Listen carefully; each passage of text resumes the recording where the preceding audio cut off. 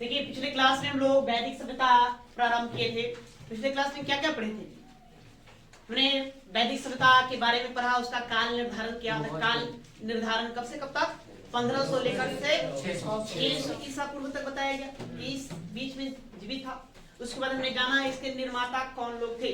तो निर्माता आर्य लोग नहीं, आर्य लोग थे। फिर हमने जाना आर्य लोगों का मूल निवास स्थान कहाँ था। इसको लेकर इतिहासकारों में मतभेद है और लोगों ने अपना अलग अलग प्रकार का मत दिया है। नहीं, उसमें हमने 10-12 विद्वानों के तर्क को देखा, मतों को हमने अध्ययन किया था, वो भी हमने देखा। उसके बाद हम भोजकोई अभिलेख के बारे में चर्चा किए थे। भोजकोई अभिलेख कि मध्य एशिया में, एशिया माइनर जो वर्तमान में तुर्की देश कहलाता, वहां से एक अभिलेख प्राप्त हुआ जो 1400 ईसा पूर्व का है ना, जिसमें खप्ती और मितन्नी नामक दो कबीलों के मध्य क्या किया गया है? समझौता किया गया है। उस समझौते के साक्षी के रूप में, गवाह के रूप में कुछ ईश्वर को साक्षी बनाया गया है। ईश्वर का नाम दर्ज किया गया है, जिसमें से ऋग्वेद के ही कुछ ईश्वरों को वहां नाम देखने को मिलता है। हमने यहां तक अध्ययन कर लिया था। अब देखिए, अब आपसे प्रश्न पूछा जाएगा कि आर्य लोग प्रारंभ में कहां आकर बसे थे। सवाल तो बनता है ना, कि ठीक है विदेश से चलकर भारत आए या भारत भूमि पर ही जन्म हुआ, यहीं से इनका उद्भव हुआ, तो आर्य लोग आखिर आकर के बसे कहां, किस क्षेत्र में बसे? तो देखिए विद्वान लोग अपना तर्क देते हैं। तर्क किस आधार पर देते हैं? कहते हैं कि ऋग्वेद पढ़िएगा तो वहां पर एक नदी का नाम मिलेगा कुर्रम, क्रुमु, गोमती, सुवास्तु, सुवास्तु, ये 4 नदियों का नाम मिलता है। तो ये 4 नदियां अफगानिस्तान में। यही कुर्रम को आज हम काबुल कहते हैं। क्या कहते हैं? काबुल।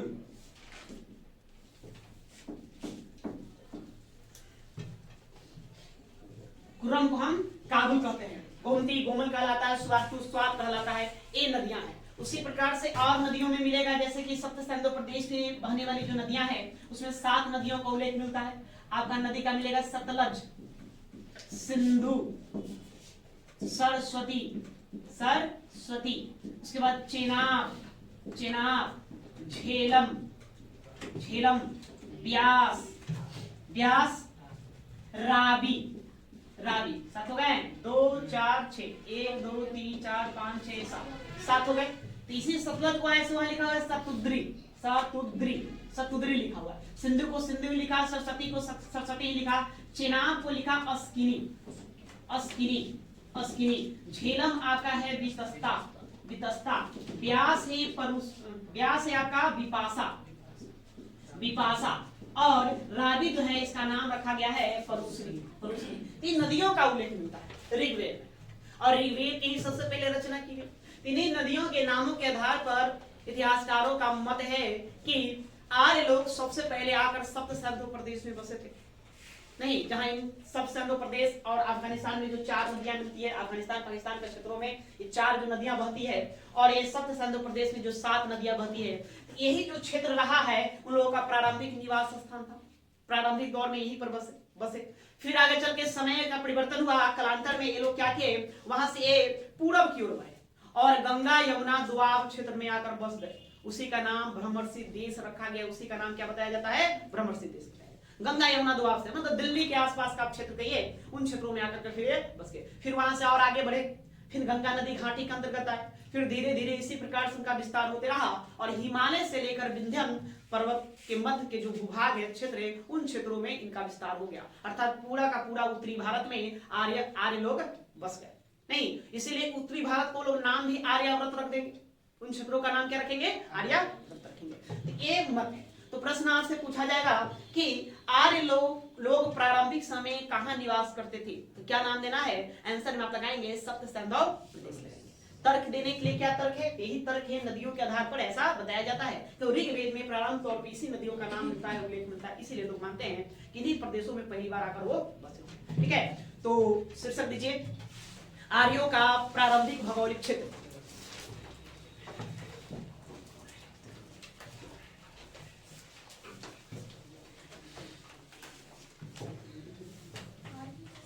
आर्यों का प्रारंभिक भौगोलिक क्षेत्र।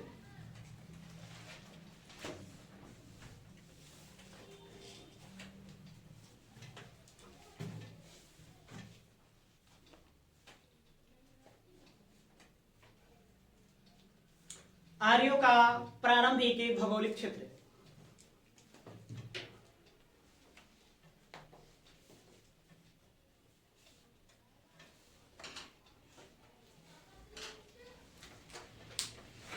ठीक है, लिखेंगे, लिखिए ऋग्वेद में अफगानिस्तान की 4 नदियों,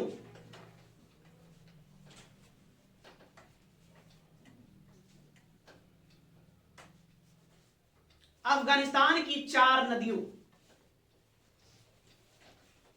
4 नदियों,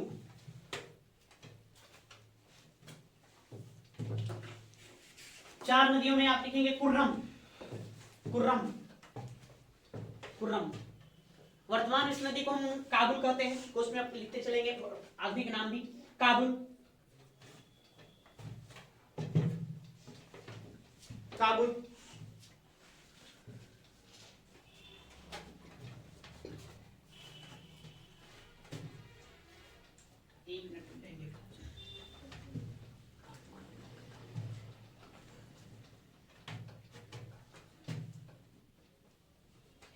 कुभा लिखिए, कुभा, कुर्रम नहीं होगा, सॉरी, कुभा। ठीक है, कुभा, कुभा को वर्तमान में काबुल कहते हैं, कुभा, काबुल। क्रूमू, इसको आज नाम दिया गया है कुर्रम,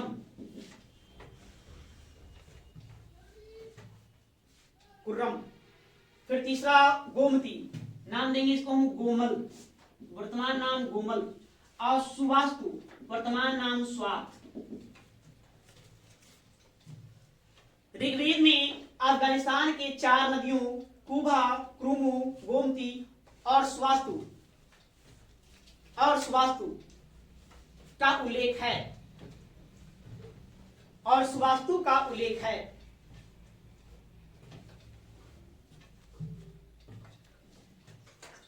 स्वास्तु का उल्लेख है।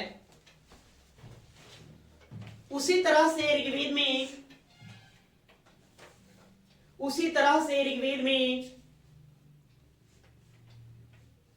सब सिंधु प्रदेश का वर्णन मिलता है।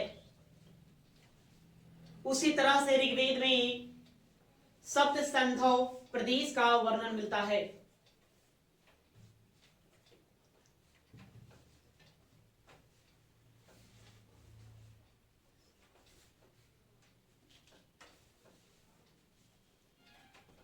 सप्त सिंधु प्रदेश का वर्णन मिलता है। सप्त सिंधु प्रदेश, सप्त सिंधु प्रदेश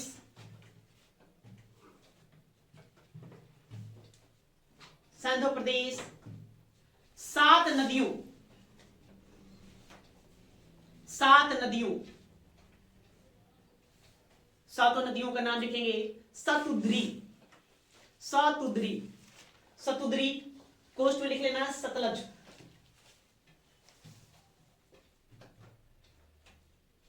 सिंधु, सिंधु, सरस्वती, सरस्वती, सरस्वती, अस्किनी, अस्किनी। कोस्ट में लिखेंगे चेनाब, चेनाब, वितस्ता, वितस्ता। कोस्ट में लिखेंगे झेलम, बिपाशा, इन कोस्ट व्यास, व्यास। और परूसनी, रावी, रावी। नदियों से घिरा क्षेत्र था, नदियों से घिरा क्षेत्र था।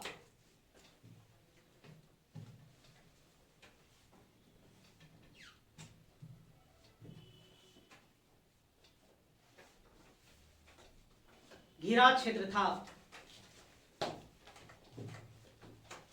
ठीक है, तो यहां आपको ध्यान में रखना है कि आपको यहां दोनों बातें याद रखना होगा। यहां एक साथ ये भी बता देते हैं कि आगे चल के हम ऋग्वैदिक नदियों का नाम पढ़ेंगे, लेकिन वहां बताएंगे नहीं, आपको यही पर ध्यान रख लेना। ऐसे भी प्रश्न आपसे पूछा जाएगा कि विपाशा जो है मतलब ऋग्वैदिक नदी है। विपाशा क्या है? ऋग्वैदिक नदी। आज वर्तमान में क्या कहलाता है? व्यास। या किसी का भी पूछा जाता है, अक्सर एग्जाम में देखने को मिलता है। नहीं, चिनाब को ऋग्वेद में क्या नाम दिया गया था? क्या नाम देंगे? अश्विनी नाम देंगे। सतलज को सतुद्दीन नाम दिया गया, झेलम को वितस्ता नाम दिया गया है। नहीं, और ये रावी को क्या दिया गया है? परुस्नी। परुस्नी की नदी का पढ़ी है, दासराज युद्ध लड़ा जाएगा, उसको भी हम आगे चल कर देखेंगे। उसी प्रकार से पाकिस्तान और अफगानिस्तान के क्षेत्रों में बहने वाली जो कुबा नदी है, वर्तमान में काबुल कहलाती है। नहीं, कुर्रम, जिसको मतलब ऋग्वेद में हम क्या कहेंगे? प्रुमु कहेंगे। गोमती, गोमती वर्तमान में गोमल कहलाती है। स्वाद, और यही स्वाद जो है ऋग्वेद में क्या कहलाता है? सुवास्तु कहलाता है। ये हम 7, 4, 11 नदियां हैं, ये ऋग्वैदिक कालीन नदियां हैं, जिसका उल्लेख हमको कहां मिलता है? ऋग्वेद में। ठीक है, बात समझ गए? तो ऋग्वेद में अफगानिस्तान पाकिस्तान के क्षेत्र के 4 नदियां और सब सिंधु प्रदेश के 7 नदियों का उल्लेख मिलता है। इसी से यह स्पष्ट हो जाता है कि आर्य लोग प्रारंभ में कहां बसे थे? सब सिंधु प्रदेश के क्षेत्रों में बसे थे। ठीक है, इससे स्पष्ट होता है कि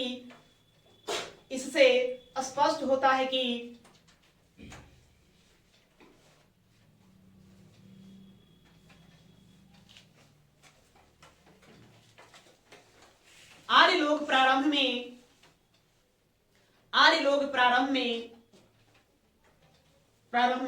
सप्त सिंधु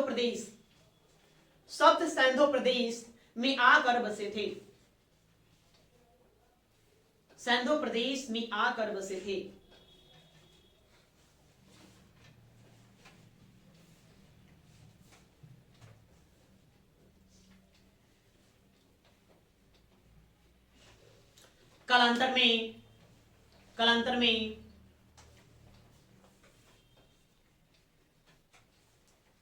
कालांतर में पूरब की ओर बढ़े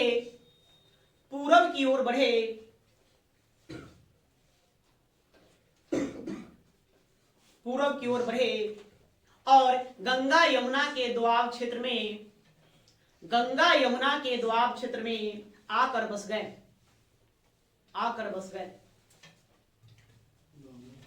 गंगा यमुना दोआब क्षेत्र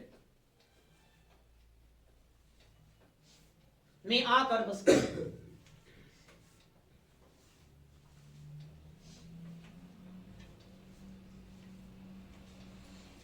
ठीक है, क्लियर है बात?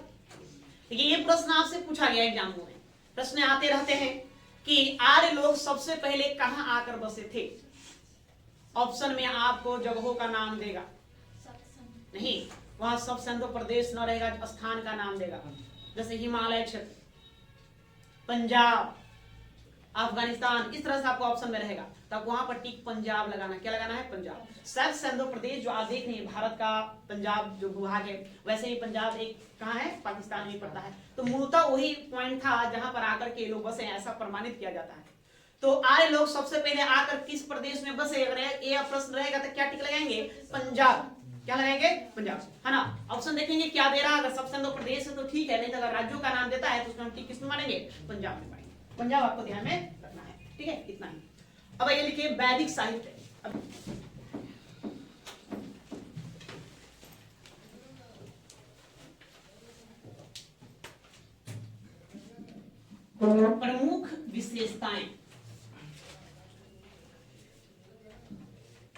प्रमुख विशेषताएं, ठीक है। इस सभ्यता की कुछ प्रमुख विशेषता, इसको आपको ध्यान में रखना है। जैसे हमने पढ़ा था हड़प्पा सभ्यता में। हड़प्पा सभ्यता कैसी थी? शहरी की ग्रामीण? शहरी थी ना, ये सभ्यता होगी ग्रामीण। और नगरीय सभ्यता थी, एक ग्रामीण सभ्यता है, ग्रामीण सभ्यता। हड़प्पा सभ्यता का समाज मातृसत्तात्मक था। इसका समाज पितृसत्तात्मक या पितृसत्तात्मक होगा। पितृसत्तात्मक समाज रहेगा यहाँ। हड़प्पा सभ्यता को हम आदि इतिहासकालीन सभ्यता कहते हैं। वहां लिपि का प्रयोग तो हुआ, लेकिन हम लोग उसको पढ़े नहीं। यहाँ भी लिपियों का प्रयोग है, लेकिन हम लोग उसको क्या किए? पढ़े। इसलिए इसको हम कहेंगे ऐतिहासिक कालीन, ऐतिहासिक कालीन सभ्यता, कालीन सभ्यता इसको कहेंगे। हड़प्पा सभ्यता हमने देखा वहां कांसा धातु का प्रयोग किया गया। यहाँ पर होगा लोहे का प्रयोग होगा, इसलिए हम इसको कहेंगे लौह युगीन सभ्यता। लौह युगीन सभ्यता। अब आपको प्रश्न देखना है, प्रश्न के साथ साथ ऑप्शन। प्रश्न सीधा सीधी पूछेगा क्या आर्य सभ्यता थी। अब ऑप्शन देखो क्या है। नहीं, धातु को लेकर के ऑप्शन दिए हुए तो उसमें हम क्या लगाएंगे, लौह युग लगाएंगे। शहरी नगरीय इस तरह से है तो उसमें हम क्या लेंगे, ग्रामीण लेंगे। नहीं, समाज कैसा था तो पितृसत्तात्मक था। ऐतिहासिक, आदि ऐतिहासिक, प्राग ऐतिहासिक इस तरह से ऑप्शन में है तो फिर क्या लेंगे हम, इतिहास लेंगे। ऐतिहासिक कालीन ये सभ्यता। तो इसकी 4 विशेषताओं को आपको ध्यान में रखना है। ठीक है,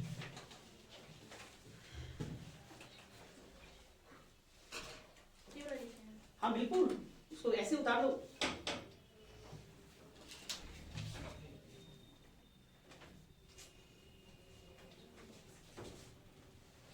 प्रश्न का वहां स्वरूप देखना है, कैसे पूछ रहा है, उसी के अनुसार आपको आंसर देना है।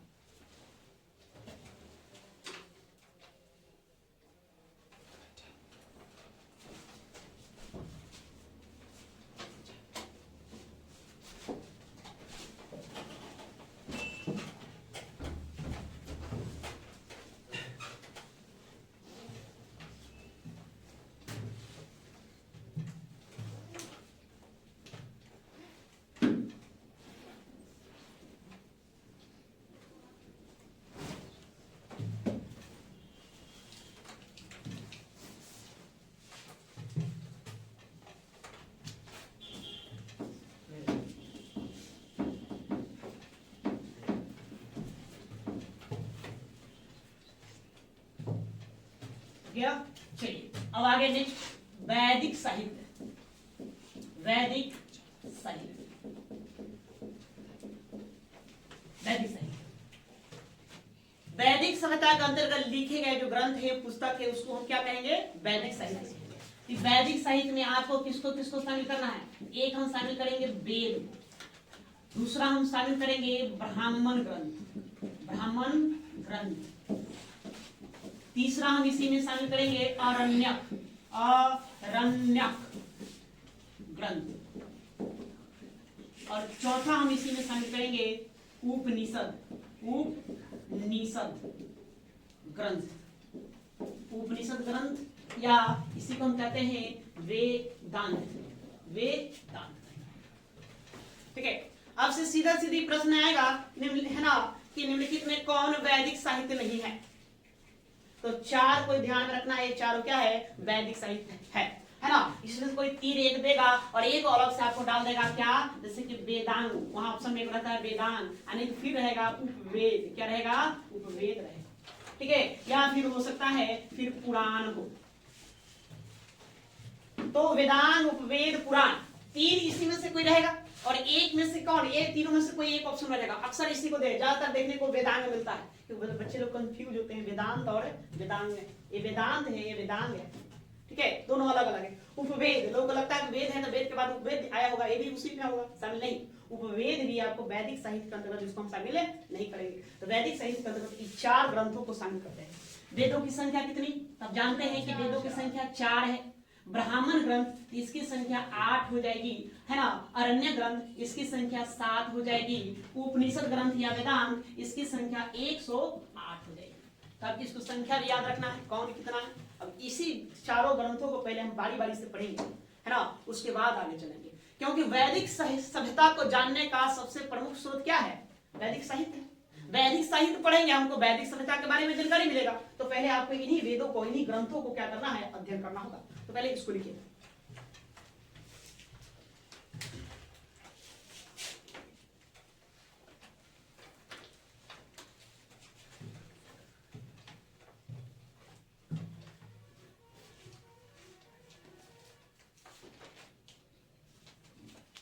हो गया, एक मिनट फटाफट चलाओ जी। तो ये बात क्लियर रहेगा, निम्नलिखित कौन वैदिक साहित्य नहीं है, तो पकड़ लोगे ना। अब 4 को ध्यान में रखना है। ऑप्शन में चौथा में क्या रहेगा, ये तीनों उसको एक रहेगा, इसको आपको धरना होगा। ठीक है, ये आसान सी बात है, आसान सा प्रश्न। तो इसमें हम बारी बारी सबको पढ़ेंगे। तो पहले आप हेडिंग दीजिए वेद, वेद, वेद।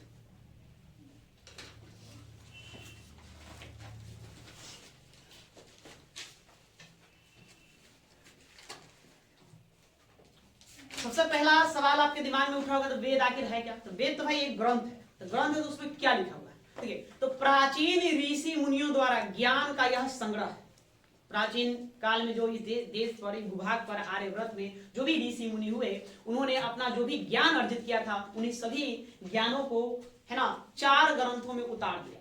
वेद जिनको क्या कहा गया? वेद कहा। वेद 4 प्रकार के होते हैं, उन्हीं 4 ग्रंथों में। ठीक है, वेद को अपौरुषेय भी कहा जाता है। क्या नाम दिया गया है? इसका नाम दिया गया अपौरुषेय। वेद को ही हम नित्य कहते हैं, नित्य। वेद को निगम कहा जाता है, वेद को श्रुति साहित्य, श्रुति साहित्य भी कहा जाता है। इसको निगम साहित्य भी कहेंगे, नित्य साहित्य कहेंगे, अपौरुषेय कहेंगे। कहा जाता है कि वेद कोई व्यक्ति नहीं लिखा, ईश्वर ने, भगवान ने, कहा जाता है ईश्वर जो थे ऋषि मुनियों को अपना ज्ञान दिए और वही क्या किए, वो सुना करके है ना पीढ़ी दर पीढ़ी एक दूसरे में पहुंचाते रहे। मैंने ऐसे भी आप वेद पढ़ेंगे तो आपको नहीं लगेगा जैसे कोई व्यक्ति के द्वारा लिखा गया है। ठीक है, उसकी जो भाषा है, भाषा की जो जटिलता है और शब्दों का जो जिस प्रकार से शब्दों को पिरोया गया, उसको देखकर लगता है कि ईश्वरीय देन है, वैसा है वेद। तो इसलिए बताया जाता है कि वेद ईश्वर ने ऋषि मुनियों को ज्ञान दिया, बताया और उन्होंने इसको क्या किया, लिखा। इसलिए इसको अपौरुषेय कहा गया, पुरुष के द्वारा न लिखा गया, है ना। इसको हम श्रुति साहित्य इसलिए कहेंगे कि यह सुन करके लोग याद रखते थे, नहीं कई पीढ़ियों तक यह गुरु शिष्य श्रुति परंपरा के आधार पर चलते रहा।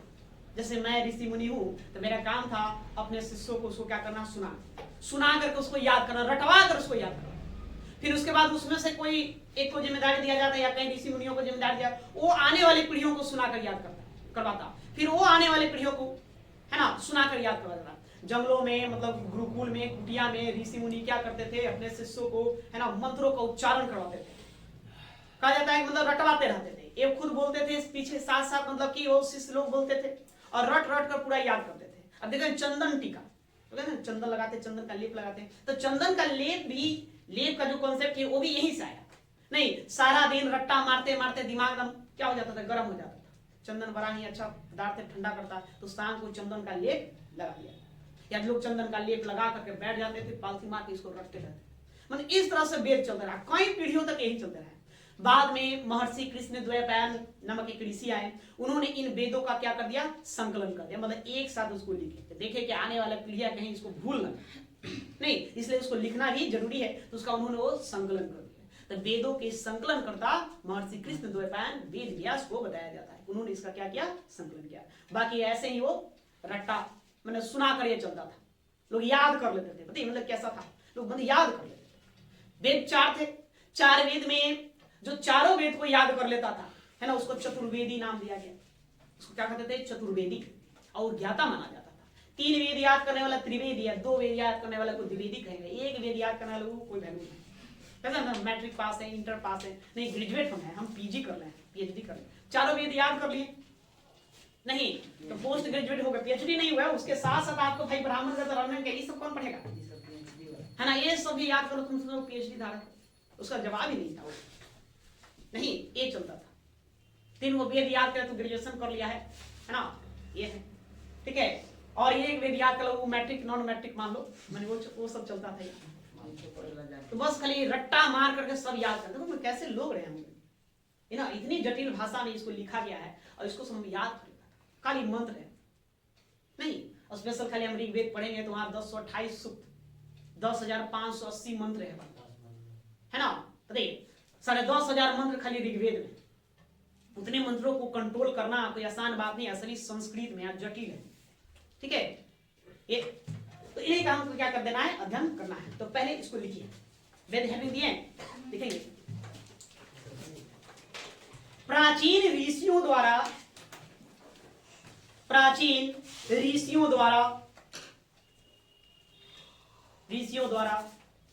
अर्जित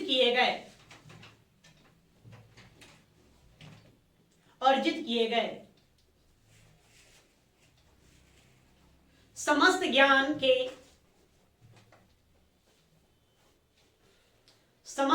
के संग्रह भूत को समस्त ज्ञान के संग्रहभूत को वेद कहा जाता है या वेद कहते हैं। संग्रहभूत मतलब कि संग्रह करके करना, इकट्ठा करना, इसके लिए हम शब्द देंगे संग्रहभूत। को वेद कहते हैं, वेद कहते हैं। वेद भारत का प्राचीनतम धर्म ग्रंथ है। वेद भारत का प्राचीनतम धर्म ग्रंथ है।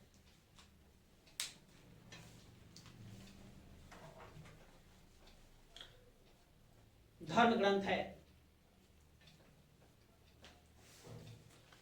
जो भारतीय संस्कृति का आधार है, जो भारतीय संस्कृति का आधार है, भारतीय संस्कृति का आधार है।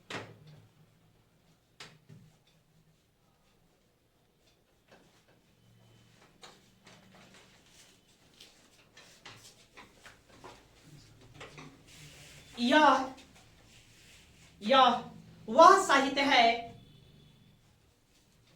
यह वह साहित्य है जो मनुष्यों द्वारा लिखा नहीं गया, जो मनुष्यों द्वारा लिखा नहीं गया।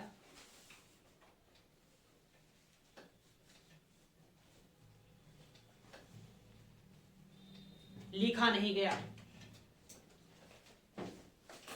कौमा दो, लिखा नहीं गया। जिन्हें ईश्वर ने ऋषियों को, जिन्हें ईश्वर ने ऋषियों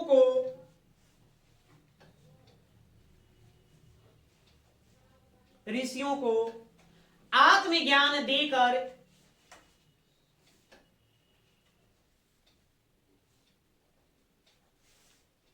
आत्मज्ञान देकर उनकी सृष्टि की, उनकी सृष्टि की।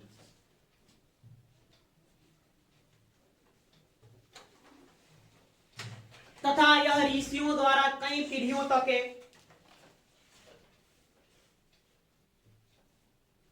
तथा यह ऋषियों द्वारा सृष्टि की, तथा यह ऋषियों द्वारा कई पीढ़ियों तक अन्य ऋषियों को मिलता रहा।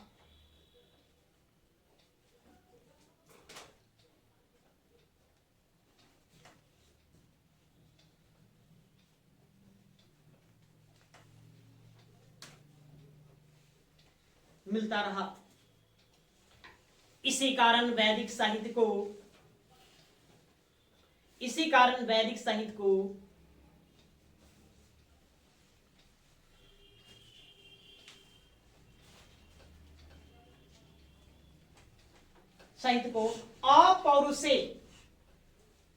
अपौरुषे या नित्य साहित्य कहा जाता है। नित्य साहित्य कहा जाता है।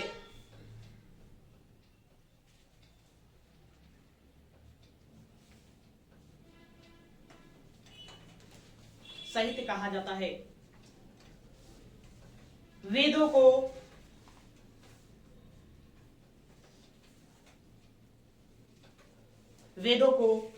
निगम साहित्य या श्रुति साहित्य का भी,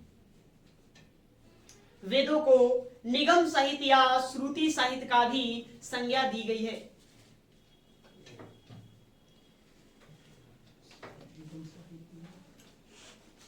निगम साहित्य या श्रुति साहित्य की संज्ञा दी गई है।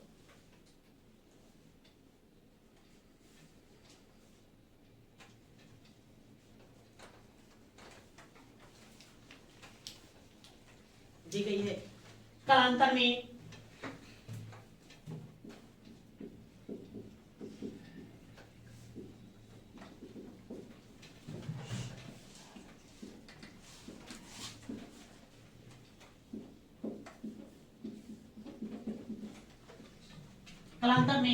महर्षि कृष्ण द्वैपायन वेद व्यास ने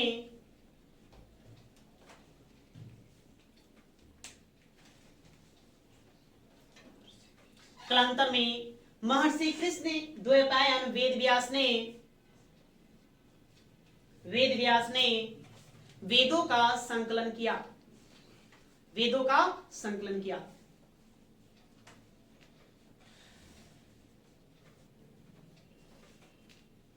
संकलन किया।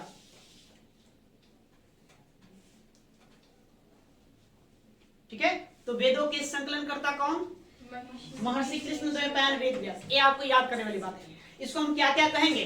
वेदों को हम कहेंगे अपौरुषे, इसी को हम नित्य नाम देंगे, इसी को हम निगम नाम देंगे, इसी को हम क्या कहेंगे? श्रुति सहित। या किस परंपरा द्वारा आगे बढ़ते रहा? तो गुरु शिष्य श्रुति परंपरा के तहत आगे बढ़ते रहा। एक पीढ़ियों से दूसरे पीढ़ी में यह जाते रहा। मतलब लोग इसको याद करवा देते थे, नहीं लिखने का काम नहीं। लिखने का काम बाद में होगा महर्षि कृष्ण द्वैपायन वेद व्यास के द्वारा। ठीक है, अब पैराग्राफ छोड़ के लिखेंगे। वेदों की संख्या 4 है।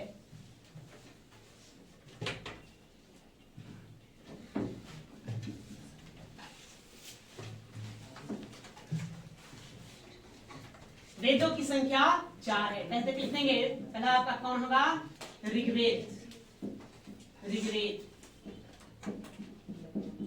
यजुर्वेद,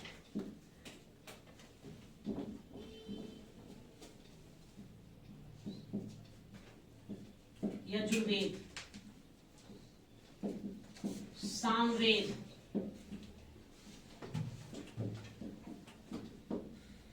अथर्ववेद। अथर्ववेद। वेदों की संख्या 4 है।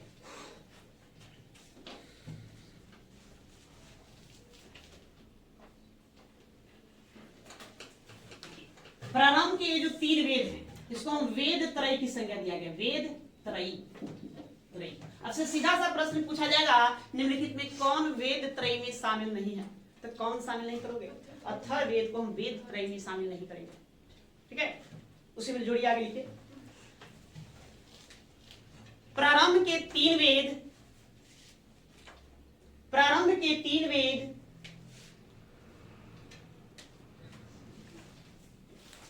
ऋग्वेद,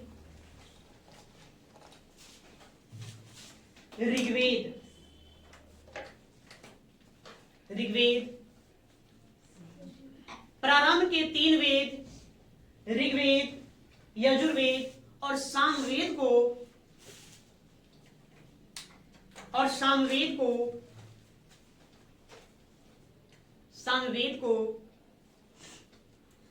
वेद त्रयी कहा जाता है। वेद त्रयी कहा जाता है।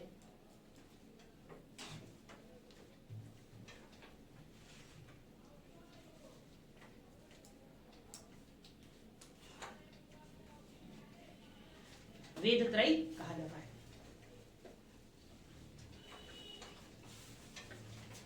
तो यहां तक क्लियर है? नहीं, वैदिक साहित्य कितने हो गए? 4 हो गए। वेद, ब्राह्मण ग्रंथ, अरण्य ग्रंथ और उपनिषद। उसमें से हम सबसे पहले वेद पढ़ रहे हैं। वेद, तो वेद समझ गए वेद क्या है, या इसको हम अपौरुषेय ग्रंथ कहेंगे, नित्य साहित्य कहते हैं, इसी को हम निगम साहित्य कहते हैं, और क्या कहते हैं? श्रुति साहित्य कहते हैं। यह गुरु से श्रुति परंपरा के तहत आगे बढ़ते रहा। बाद में इसका संकलन कौन करेंगे? महर्षि कृष्ण द्वैपायन वेद व्यास के द्वारा किया जाएगा। इसकी संख्या कितनी? 4। चारों में से प्रारंभ के 3 वेद ऋग्वेद, यजुर्वेद और सामवेद को क्या कहेंगे? वेद त्रयी कहेंगे। नहीं, वेद त्रयी में कौन शामिल नहीं है? तो कौन शामिल नहीं होगा? अथर्ववेद, इसको हम शामिल नहीं करेंगे। इतनी बात होगी। अब इन चारों को पढ़ेंगे। तो चारों में पहले सबसे पहले हम किसको पढ़ेंगे? ऋग्वेद। तो मैं अब हेडिंग दीजिए ऋग्वेद।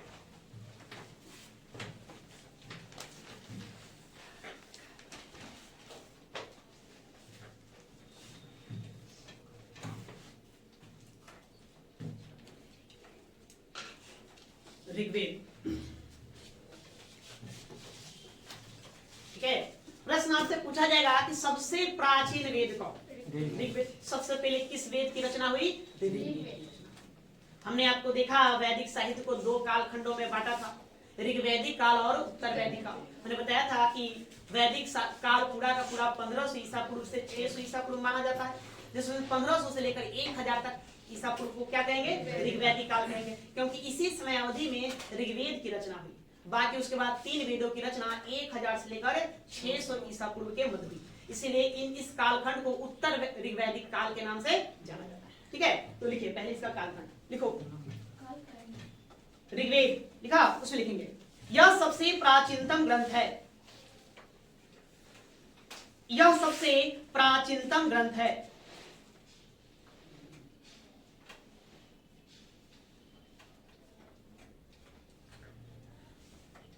प्राचीनतम ग्रंथ है, आर्यों के प्रारंभिक जीवन के, यह सबसे प्राचीनतम ग्रंथ है, आर्यों के प्रारंभिक जीवन, आर्यों के प्रारंभिक जीवन, प्रारंभिक जीवन का ज्ञान प्राप्त करने का,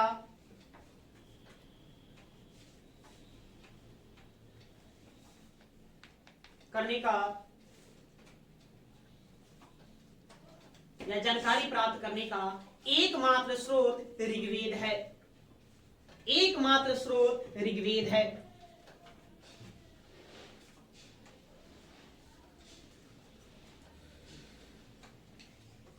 ऋग्वेद की रचना, ऋग्वेद की रचना 1500 से 1000 ईसा पूर्व के मध्य हुआ। ऋग्वेद की रचना 1500 से 1000 ईसा पूर्व के मध्य हुआ।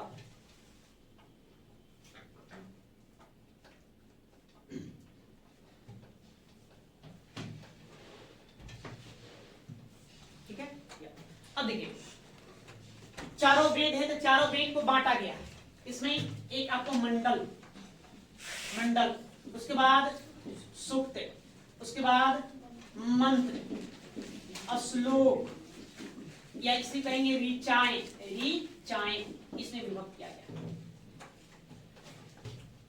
मंडल आप क्या मान सकते हैं, जैसे कि किताब होता है, पुस्तक, उसमें चैप्टर होता है, चैप्टर किताब में कई सारे चैप्टर होता है, कई सारे है ना पाठ होते हैं, तो वही आप मंडल मान लीजिए।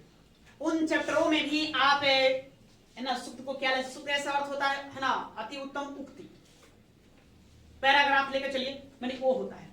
ठीक है, और उन्हीं सूक्तों के अंतर्गत क्या लिखा गया है, मंत्र या श्लोक को लिखा गया। तो जब हम ऋग्वेद की बात करें तो इसमें 10 मंडल है, सूक्तों की संख्या कितनी 1028 बताई जाती है, और ऋचाओं की संख्या 10,580। ये सब एनसीईआरटी के अनुसार, किस अनुसार, एनसीईआरटी के अनुसार ये बताई जाती है। ठीक है, ये सारा लिखा गया। तो पहले इसको लिखते हैं, उसके बाद आगे चलेंगे। ठीक है,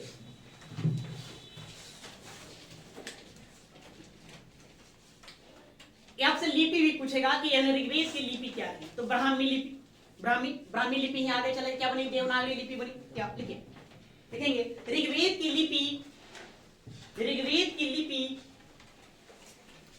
लिपि ब्राह्मी थी, ब्राह्मी थी, ब्राह्मी थी। इसमें कुल 10 मंडल है, इसमें कुल 10 मंडल है।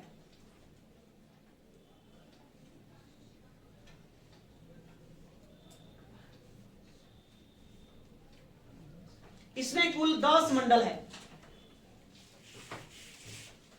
10 मंडल है। अब देखिए जो 10 मंडल है उसमें से क्या क्या है। सबसे पहले बताया जाता है कि मंडल 2 से लेकर के 7 तक का रचना हुआ, सबसे पहले इसका मतलब संकलन किया गया। उसके बाद फिर 8वां, फिर 9वां, फिर प्रथम, फिर लास्ट में 10वां मंडल का संकलन किया गया। 10वां कैसे कैसे, सबसे पहले कौन, 2 से लेकर 7 तक, 2 से लेकर 7 के बाद फिर हम क्या करेंगे 8, 9, उसके बाद फिर प्रथम मंडल को उसमें जोड़ा गया, और 10वां मंडल को सबसे लास्ट में जोड़ा गया। नहीं, तब से पूछा जाएगा कि ऋग्वेद का सबसे प्राचीन मंडल, तो 2 से लेकर कहां तक, 7 तक, और सबसे नवीनतम मंडल, तो नवीनतम मंडल में किसको लेंगे, 10वां लेंगे। अब जैसे चैप्टर पुस्तक है तो उसमें चैप्टर होता है ना, तो पहले मतलब चैप्टर 2, 7 चल, उसके बाद फिर क्या किया उसमें 8, 9 जोड़ा गया, फिर उसके बाद पहला मंडल को जोड़ दिया गया, फिर सबसे लास्ट में किसको लिखा गया, 10वां को लिखा गया। तो सबसे नवीनतम मंडल 10वां है ना, सबसे प्राचीन में 2 से लेकर क्या चलेगा, 7 चलेगा। ठीक है, तो लिखिए क्या लिखे, इसमें कुल 10 मंडल है, जिनमें से 2 से 7 तक का मंडल, जिनमें से 2 से 7 तक का मंडल प्राचीन माने जाते हैं, जिनमें से 2 से 7 तक का मंडल प्राचीन माने जाते हैं।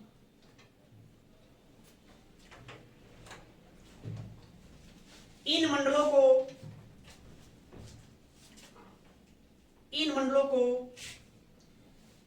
कुल वंश या ऋषि मंडल ही कहा जाता है। इन मंडलों को कुल वंश या ऋषि मंडल ही कहा जाता है। इसको कुल मंडल कहिए या ऋषि मंडल कहिए या फिर क्या कहेंगे, वंश मंडल। मैंने इस तरह के इसका नाम दिया गया है, संज्ञा दिया गया है।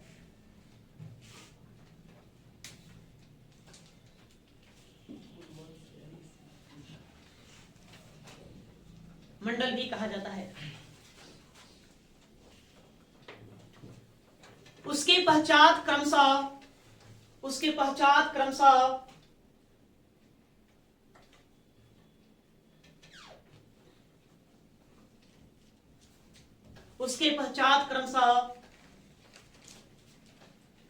8वां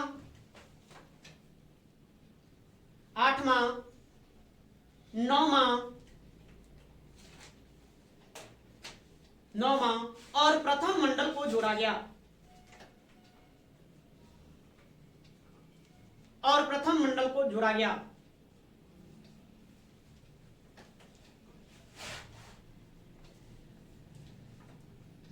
और प्रथम मंडल को जोड़ा गया। सबसे बाद में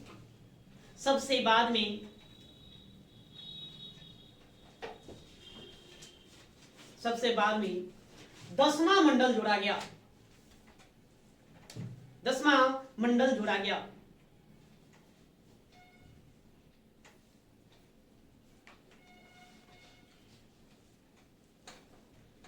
अर्थात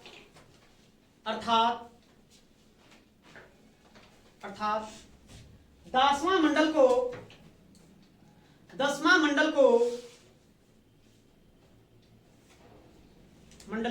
ऋग्वेद का सबसे प्राचीनतम मंडल माना जाता है। ऋग्वेद का सबसे नवीनतम मंडल कहा जाता है। अर्थात 10वां मंडल को ऋग्वेद का सबसे नवीनतम मंडल कहा जाता है।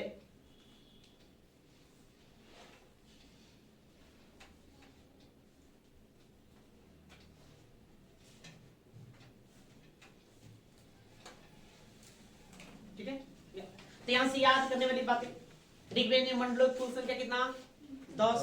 सबसे प्राचीनतम 2 से 7 और सबसे नवीनतम 10। क्लियर है? दवा समझते? चलिए पैराग्राफ छोड़ दीजिए आगे। इसमें कुल 1028 सूक्त है। इसमें कुल 1028 सूक्त है।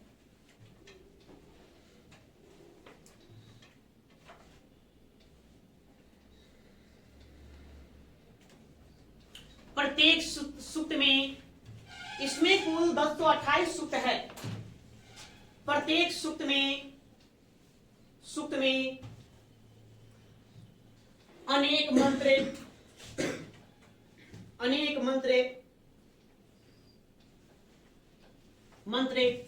श्लोक और एक आसान लिखे, मंत्र श्लोक ऋचाएं हैं।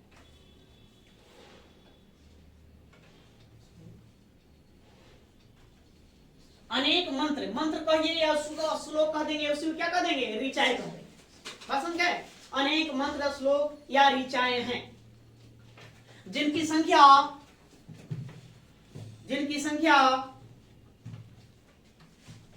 10,580 है। 10,580 है। 80 है। ठीक है, कुछ किताबों में 10,557 है। नहीं, तो एनसीईआरटी के अनुसार कितना बताया जाता है, 10,580। तो इतना ही ध्यान में रखना है। आगे लिखेंगे।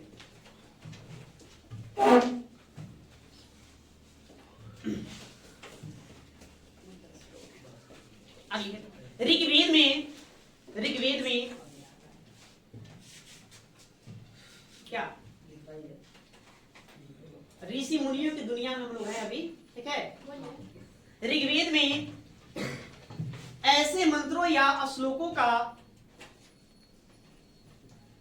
ऋग्वेद में ऐसे मंत्रों या श्लोकों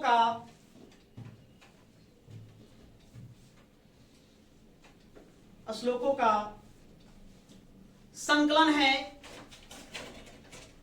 है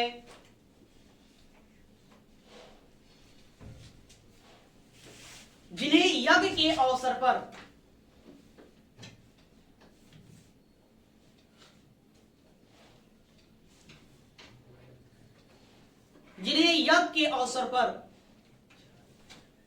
पर होत्री, क्या लिखेगा, लिख देते हैं, क्या लिखेंगे, होत्री, ये कहेंगे होता नामक पुरोहित द्वारा गाया जाता था।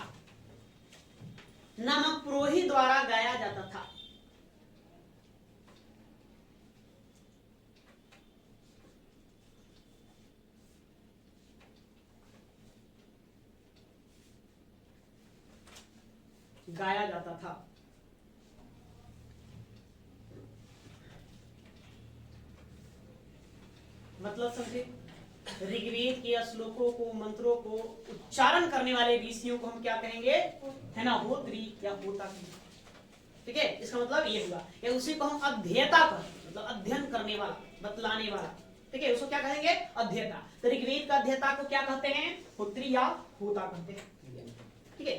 तो क्या ऋग्वेद में खाली ऋषि मुनियों का ही उल्लेख है, महिला ऋषि मुनि का उल्लेख नहीं है?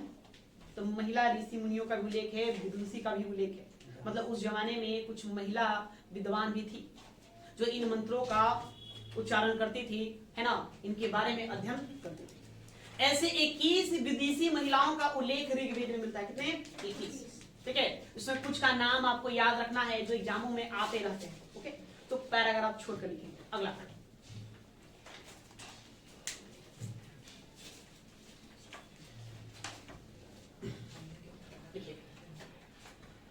वैदिक ऋषियों के समतुल्य, वैदिक ऋषियों के समतुल्य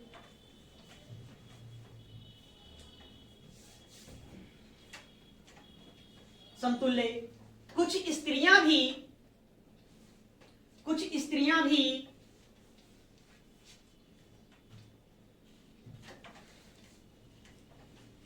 भी वैदिक मंत्रों का ज्ञान रखती थी,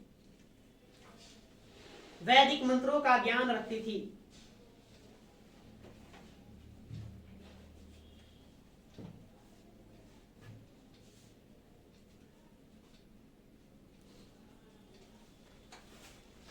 ऋग्वेद में ऐसे 21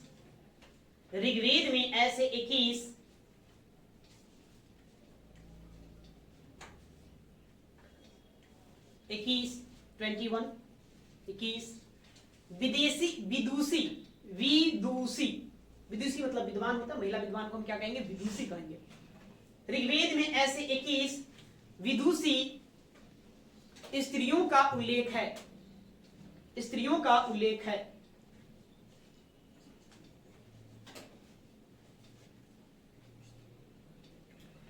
स्त्रियों का उल्लेख है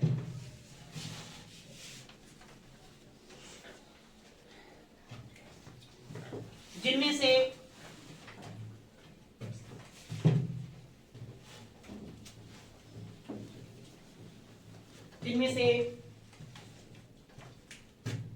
पैलोमी, श्रद्धा,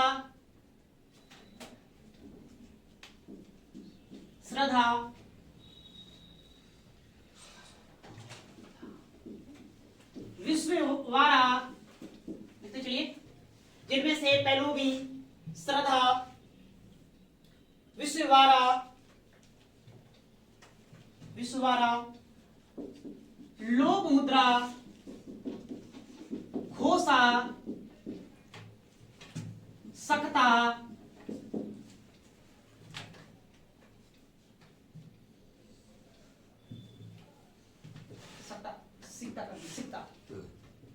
सिक्ता,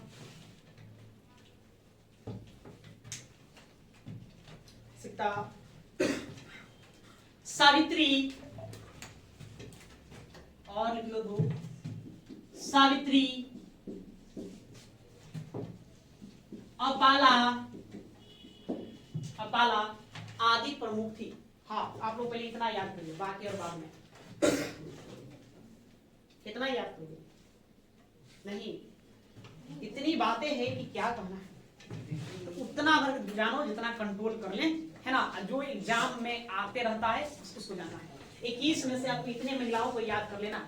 एक विदुषी महिलाएं हैं, कौन सा, ऋग्वेद कालीन, इनको जो ऋग्वेदों को अध्ययन करती थी, है ना, मैंने वैदिक साहित्य का अध्ययन करेंगे। का नाम क्या लेंगे हम, तैलोमी, श्रद्धा, विश्ववारा, लोकमुद्रा, घोषा, सिक्ता, सावित्री, अपाला, है ना। ये 3 को आप अंडरलाइन करेंगे, अक्सर एग्जाम में आते रहेंगे। विश्ववारा, लोकमुद्रा, घोषा, अपाला, ये अक्सर देखने को आपको मिलेगा।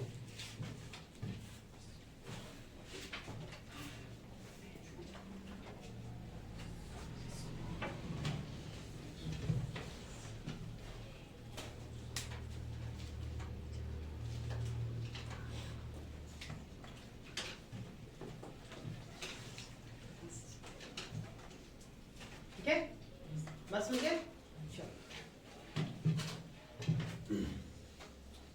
अब हमें उन 10 मंडलों का अध्ययन करना है, किस मंडल में क्या लिखा गया है। नहीं, हालांकि सब पूछा नहीं गया है। चौथे मंडल, 7 है ना, तीसरा, चौथा, 7वां, 10वां, 9वां, ये अक्सर एग्जाम में पूछे जाते हैं। तो पढ़ रहे हैं तो हम सबको जान देते हैं क्या, नहीं। तो ये हेडिंग दीजिए, तो ऋग्वेद के मंडल,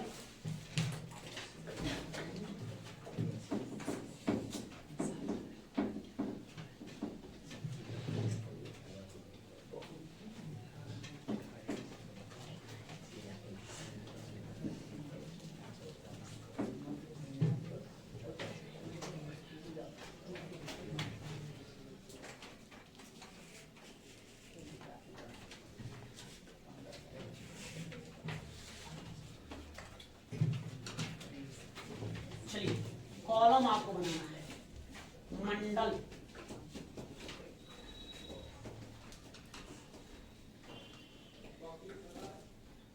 इसको छोटा बनाएंगे।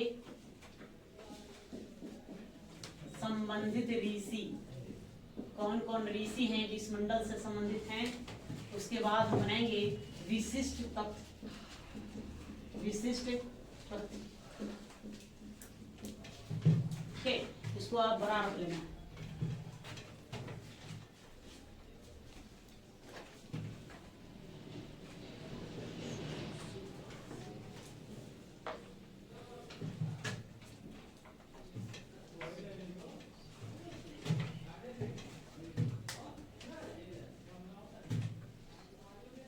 प्रथम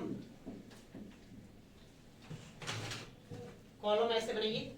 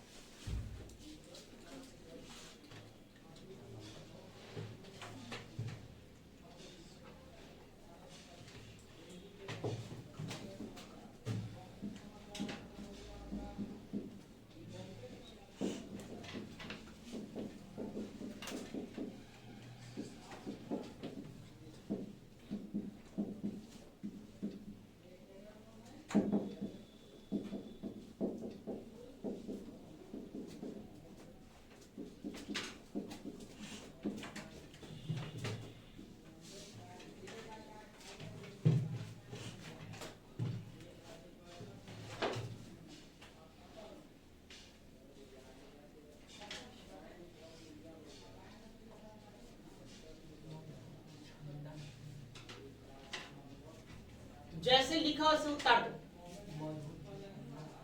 बिल्कुल लर्न है, चश्मा छोड़ दिया का जी।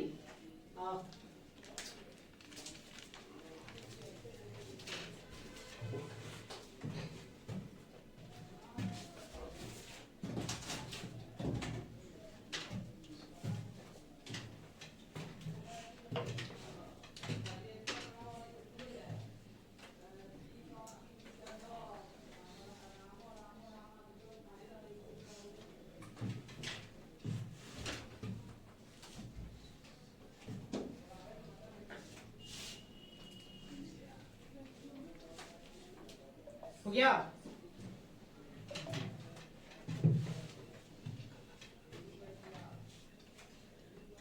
जल्दी पिन चलाओ जी, बड़ा टाइम लगा दे रहे हो सब। बोल देते हैं तभी ठीक रहेगा, तो लिखने वाला बनता है। तो देखिए इस तरह से आपको क्या करना है, कॉलम बना लेना है। हमको 200 मंडल के बारे में लिखना है। प्रथम मंडल में से संबंधित जो ऋषि मुनि उनको क्या कहेंगे, मधु, चंदा, दीर्घतमा, अंगीरा, अगस्त। और भी ऋषि मुनि है, आप इतना थोड़ा ध्यान रखिए। आपको ध्यान देना है किन पर, अगस्त ऋषि। प्रश्न कई बार आया है एग्जाम में, अगस्त ऋषि का संबंध किस मंडल से है, तो कौन सा मंडल, प्रथम मंडल से है। इस मंडल के ऋषियों को हम सतचीना की संज्ञा दी गई है, ठीक है। अब आइए द्वितीय मंडल।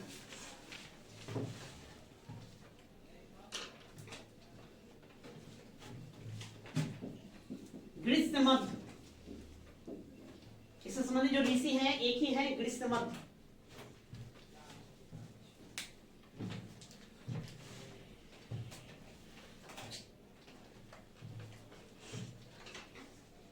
हो गया। इधर लिखिए। प्रश्न आपसे पूछा जाएगा कि विश्व का प्रथम अभियंता किसको घोषित किया गया है, किसको मतलब बताया गया है। तो ऋग्वेद में देखेंगे तो ऋग्वेद में ग्रीष्ममध्य को ही विश्व का प्रथम अभियंता मतलब कि इंजीनियर बताया गया है। जैसे भारत का प्रथम इंजीनियर विश्वेश्वरैया माना जाता है, नहीं विश्वेश्वरैया, लेकिन ऋग्वेद के अनुसार विश्व के प्रथम इंजीनियर कौन, ग्रीष्ममध्य अभियंता। इधर देखिए विशिष्ट तत्व, ग्रीष्ममध्य ऋषि को मध्य ऋषि को विश्व के प्रथम अभियंता की संज्ञा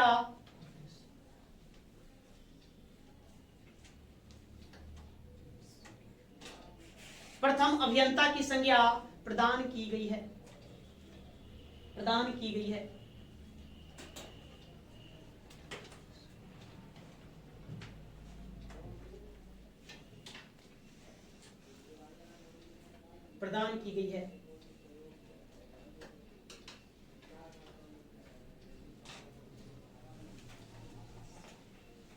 ठीक है। अब ये तृतीय मंडल, तृतीय मंडल।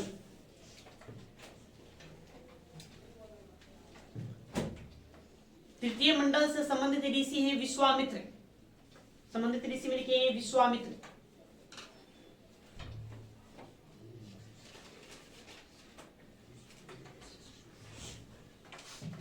ठीक है। इसी मंडल में आपको क्या मिलेगा, गायत्री मंत्र। गायत्री मंत्र का सीधा से प्रश्न आएगा, गायत्री मंत्र का उल्लेख किस मंडल में, कौन सा मंडल, तीसरा मंडल है ना। ठीक, इस मंडल में विश्वामित्र द्वारा रचित इस मंडल में विश्वामित्र द्वारा रचित गायत्री मंत्र का उल्लेख है, गायत्री मंत्र का उल्लेख है।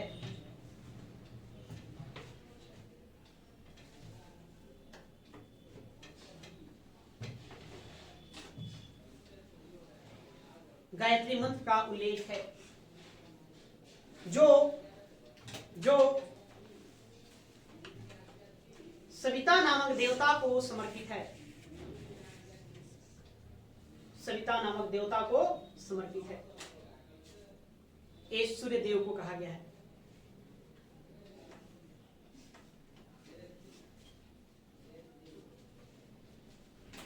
समर्पित है।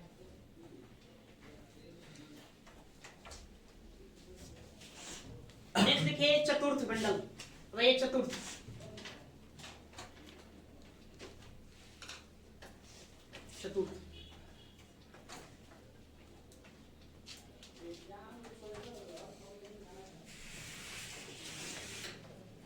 संबंधित ऋषि वामदेव। क्या नाम देंगे, वामदेव।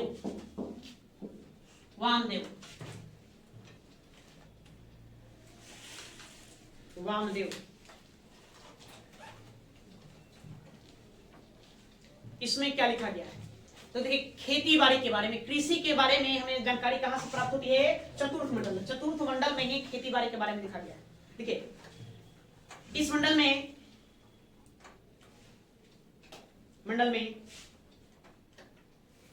कृषि से संबंधित प्रक्रिया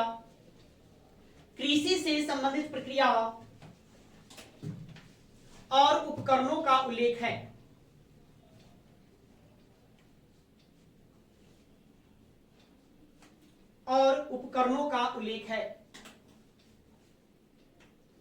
कृषि से संबंधित प्रक्रिया और उपकरणों का उल्लेख है।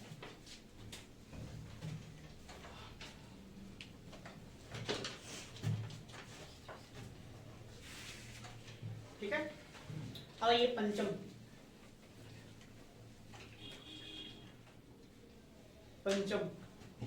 संबंधित ऋषि का नाम लिखिए अत्रि।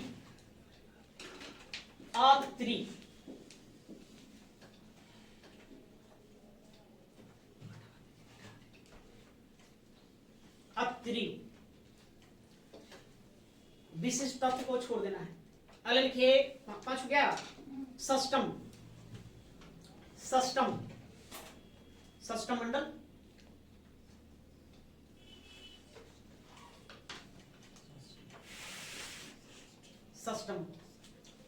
संबंधित ऋषि का नाम लिखिए भारद्वाज।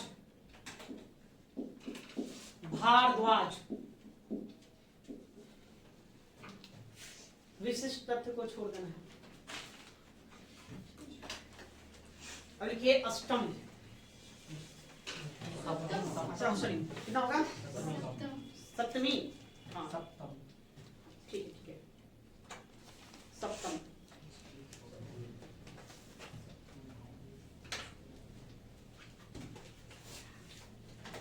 सप्तम को रहने देंगे। अब ये अष्टम बॉक्स बनाकर उसे छोड़ दीजिए।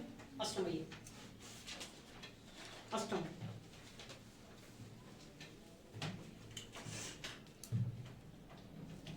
संबंधित ऋषि का नाम लिखिए कण्व एवं अंगिरस। कण्व एवं अंगिरस। अष्टम में संबंधित ऋषि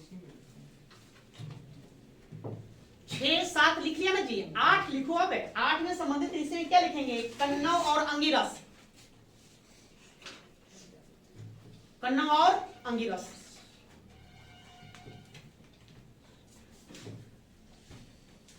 हाँ विशिष्ट तथ्य को यहां रहने देंगे, कुछ उस तरह की बातें नहीं है।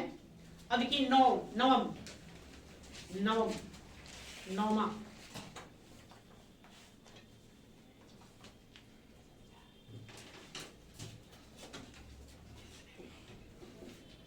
संबंधित ऋषि का नाम लिखेंगे पौमान और अंगीरा।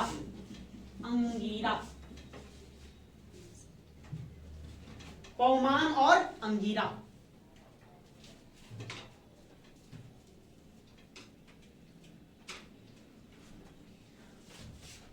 ठीक है। अब इसमें आपको विशेष तथ्य में लिखना है। तो 9 मंडल में ही एक देवता हुए सोम नामक देवता का जिक्र किया जाता है। उसका क्या नाम है? सोम नामक देवता। तो 9 मंडल के जितने भी सूक्त हैं, उन सूक्तों में जितने भी श्लोक हैं, सभी के सभी श्लोक सोम नामक देवता को समर्पित है। इसलिए 9 मंडल को हम सोम मंडल के नाम से भी जानते हैं। उसको हम पौमान मंडल भी कहते हैं, उसको हम अंगीरा मंडल भी कहते हैं। ठीक है। तो 9 मंडल आपको याद करने वाली बात है। तो लिखिए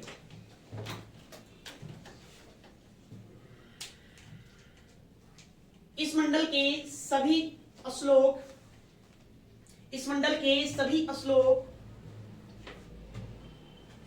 सोम नामक देवता को समर्पित है।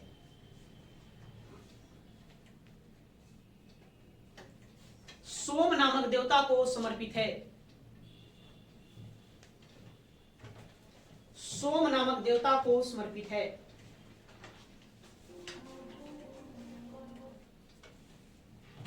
इसे सोम मंडल भी कहा जाता है।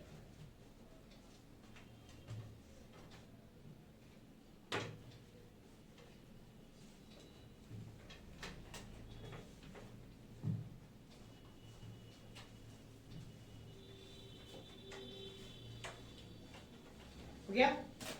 अब ये दसम मंडल कॉलम नहीं बनाएंगे, इसको आप दशम मंडल लिखकर डैश दीजिए। इसमें बहुत सारी बातें आपको लिखना होगा।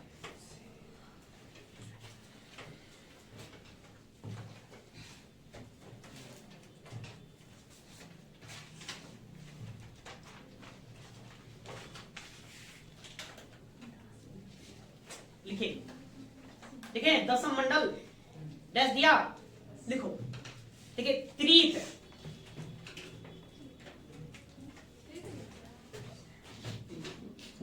त्रीत,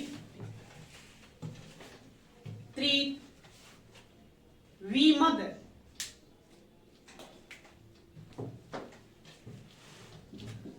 विमद, श्रद्धा, कामायनी, कामायनी, कामायनी आदि इस मंडल से संबंधित ऋषि हैं। आदि इस मंडल से संबंधित ऋषि हैं।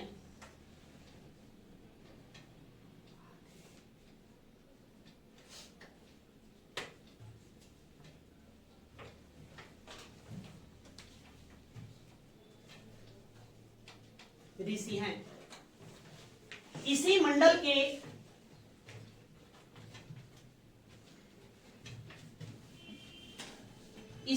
के पुरुष सूक्त में, इसी मंडल के पुरुष सूक्त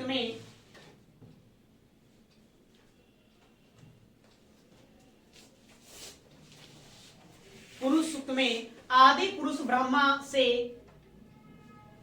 आदि पुरुष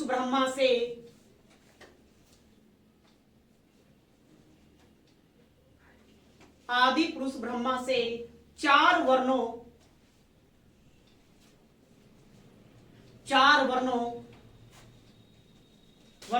के उत्पत्ति का वर्णन मिलता है।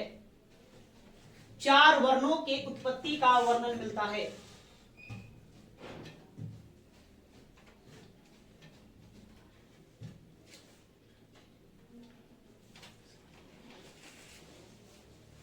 उत्पत्ति का वर्णन मिलता है। चार वर्णों की उत्पत्ति का वर्णन समझते, जैसे आप जानते हैं कि है ना कि भारतीय समाज को चार वर्णों में बांटा गया वेदों के अनुसार ना। एक हुआ ब्राह्मण, क्षत्रिय, वैश्य और शूद्र। तो इसी 10वें मंडल में आप जाएंगे तो 10वां मंडल में एक सूक्त है, उस सूक्त का नाम है पुरुष सूक्त। सूक्त कुल संख्या 1028 हुई इस मंडल में। उसमें 10वें मंडल में पुरुष सूक्त जो है उसी में लिखा गया है कि आदि पुरुष ब्रह्मा के मुख से ब्राह्मण नहीं, उनके सीना से, छाती से क्षत्रिय नहीं, नाभि से आपको वैसे और मतलब कि तालु से, तलवा से लेकर क्या है ना शूद्र का उत्पन्न हुआ है। मतलब इन चार वर्णों की उत्पत्ति का उल्लेख हमें इसी पुरुष सूक्त से मिलता है। ब्राह्मण, क्षत्रिय, वैश्य और शूद्र, ये ना आप जानते हैं इसके बारे में। तो यहाँ देखने को मिलेगा पुरुष सूक्त में। इसी में एक और है सूर्य सूक्त। सूर्य सूक्त इसी में, सूर्य सूक्त को भी ध्यान में रखना है, क्योंकि विवाह जो संस्कार है, संस्कार 16 होते हैं। 16 संस्कारों में एक संस्कार कौन है? विवाह संस्कार। विवाह संस्कार, तो विवाह संस्कार का उल्लेख हमें इसी 10वें मंडल के सूर्य सूक्त में मिलता है। यहाँ तो लिखिए, उसी में जो इसी मंडल के सूर्य सूक्त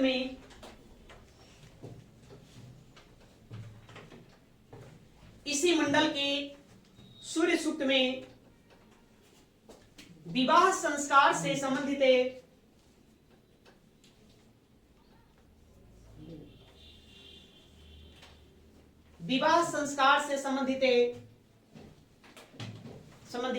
अनुष्ठानों का उल्लेख किया गया है।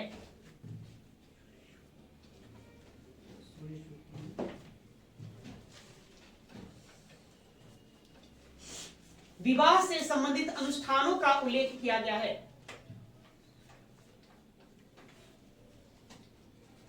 क्लियर है? क्या याद करना है आपको? पुरुष सूक्त से में किसका वर्णन? चार वर्णों का वर्णन किया गया है। नहीं कि ब्रह्मा से चार वर्णों का उत्पत्ति हुआ, ये पुरुष सूक्त में देखने को मिलेगा। और सूर्य सूक्त में किसका उल्लेख है? विवाह संस्कार का उल्लेख आपको किसमें? सूर्य सूक्त में। और दोनों सूक्त का उल्लेख किस मंडल से है? 10वां मंडल में। इसी में और उल्लेख है संवाद का। नहीं देखिए, पुरुरवा उर्वशी, आप लोगों के लिए सब नया नया नाम है, थोड़ा सा अचरज बुझा रहा होगा, कोई बात नहीं, इसको भी पढ़ना है। क्या करोगे?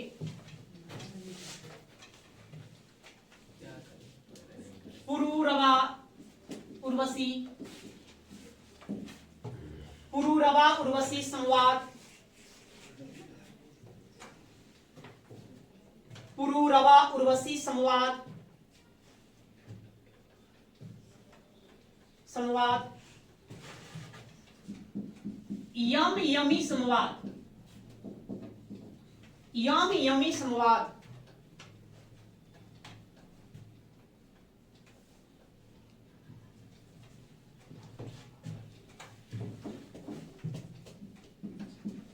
शर्मा पानी संवाद, शर्मा पानी संवाद,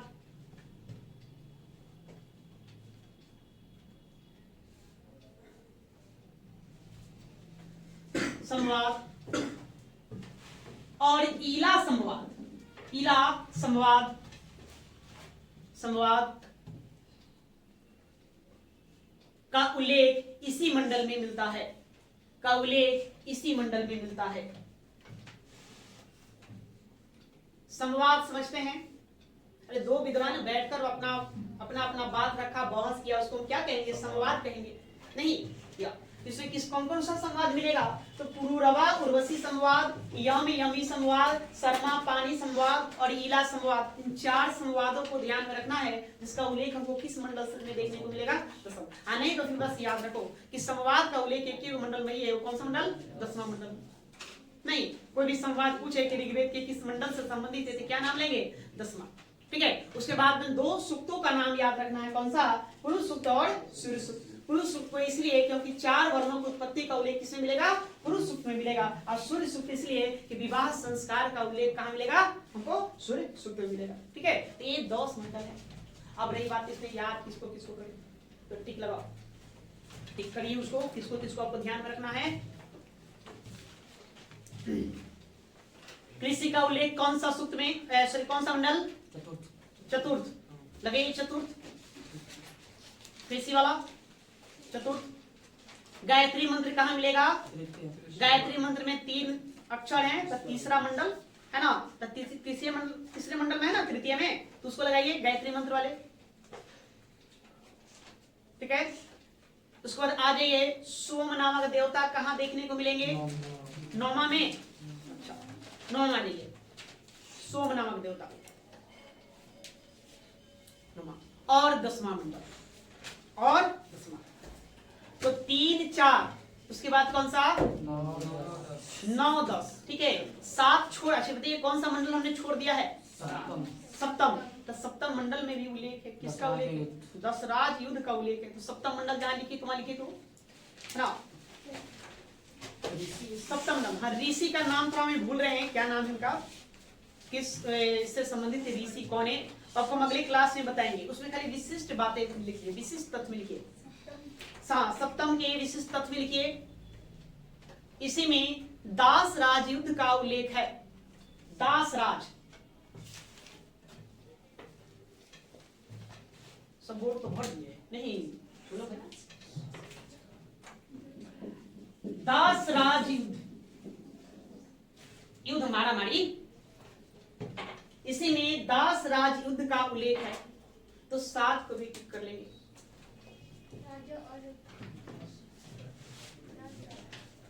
आगे हम इस पर चर्चा करेंगे क्या है दास राज युद्ध। ठीक है। 10 राजाओं का युद्ध था, 10 कबीलों के सरदारों के मध्य युद्ध लड़ा गया था। इसके बारे में हम आगे चर्चा करेंगे। अभी तो कौन कौन याद रखना है? 3 4, उसके बाद 7 याद रखिए, 9 और 10। इन 5 मंडल को आपको कंप्लीटली याद रखना, क्योंकि 5 मंडल से प्रश्न अक्सर देखने को आपको मिलेंगे। ठीक है। अभी और भी ऋग्वेद में बहुत सारी बातें हैं, तो बाकी की जानकारी हम लोग कल जुटाएंगे। आज के लिए इतना ही रहने देते हैं।